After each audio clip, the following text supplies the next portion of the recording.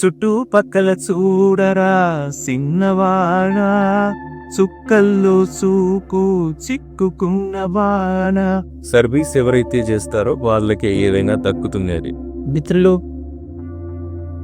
కరీంనగర్ జిల్లా వాసి హైదరాబాద్లో స్థిరపడి రాష్ట్ర వ్యాప్తంగా ఎంతోమందిని మోటివేషన్ స్పీకర్లుగా తయారు చేయడంలో ఒక గొప్ప బృహత్తర కార్యక్రమాన్ని తీసుకున్న వ్యక్తి.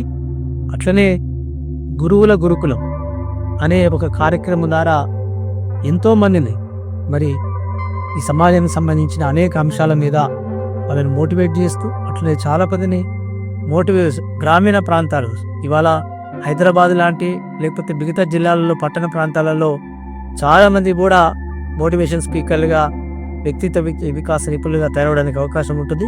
కానీ సారు ఎవరైతే రూరల్లో మారుమూల ప్రాంతాల్లో ఉన్నటువంటి యువతను మోటివేషన్ స్పీకర్లుగా తీర్చిద్దరనే గొప్ప లక్ష్యంతో పనిచేస్తున్న గొప్ప వ్యక్తి. మరి వారు చేస్తున్న కార్యక్రమాలను దృష్టిలో ఉంచుకొని Bahujana Sahitya academy national committee వారు బెస్ట్ సర్వీస్ సొసైటీ నేషనల్ అవార్డుకు సెలెక్షన్ చేయడం జరిగింది.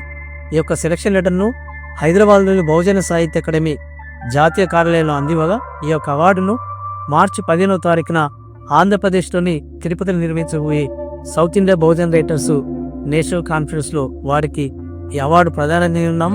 చుట్టుపక్కల చూడరా సిన్నవాడా, చుక్కల్లో చూపు చిక్కుకున్నవాడా.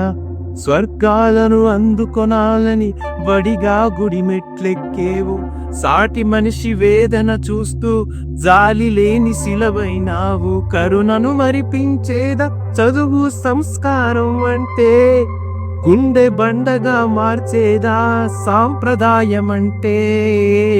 చుట్టుపక్కల చూడరా సిన్నవాడా, చుక్కల్లో చూపు చిక్కుకున్నవాడా.